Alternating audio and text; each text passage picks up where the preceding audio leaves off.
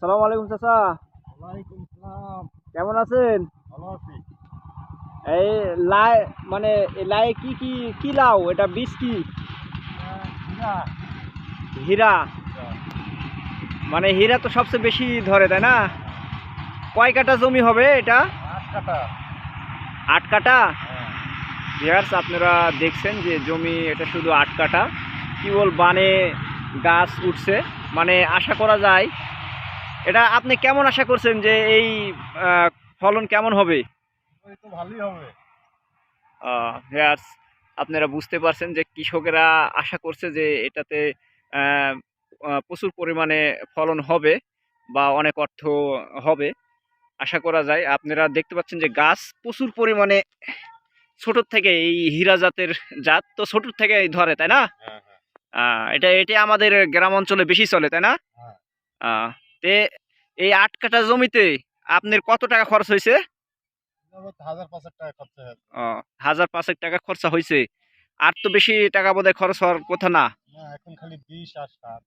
আর এই যে নিড়ানি দিচ্ছে, আপনারা দেখছেন যে এই যে হ্যাঁ, এই পাশে নিড়ানো হয়েছে, আর এই যে এইদিকে আছে হ্যাঁ, এই যে নিচ্ছি। এটাই। হ্যাঁ,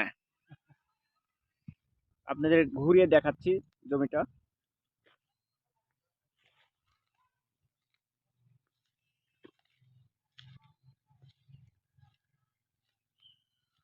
আচ্ছা চাচা, আপনি বলেন তো যে এই ৮ কাঠা জমিতে কত মানে কি কি সার দিয়ে আপনি এই চারা রোপণ করেছেন?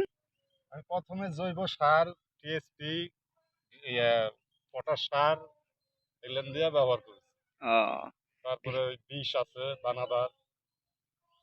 ভিউয়ার্স, আপনারা তো কৃষকের মুখ থেকেই শুনতে পাচ্ছেন যে আসলে সে বিভিন্ন রকমের সার প্রয়োগ করে এই জমিতে আহ, কদুর লাউ এই চারাটি লাগিয়েছে, এবং সে আশা করছে যে প্রচুর পরিমাণে আহ, বেচাকেনা হবে।